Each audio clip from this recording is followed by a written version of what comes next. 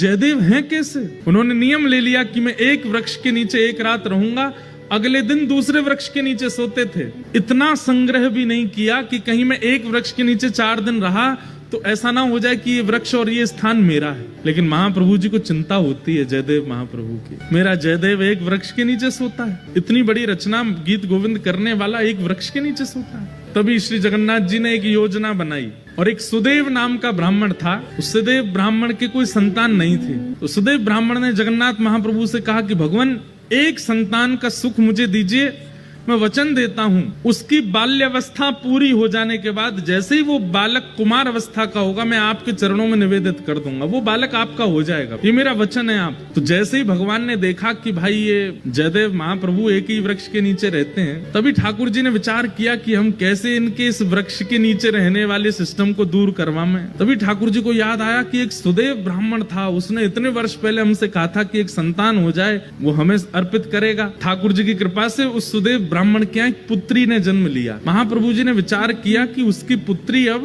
विवाह के योग्य हो गई है। महाप्रभु जी ने उसको स्वप्न दिया सुदेव ब्राह्मण को, और स्वप्न में जाकर के उसको याद दिलाया, तुमने हमसे कहा था एक संतान होगी तो तुम हमको अर्पित करोगे, तुम्हारी बेटी हुई, अब भूल गए अपना वचन। अगले दिन ही सुदेव अपनी बेटी लेकर के महाप्रभु जगन्नाथ जी के सामने गया।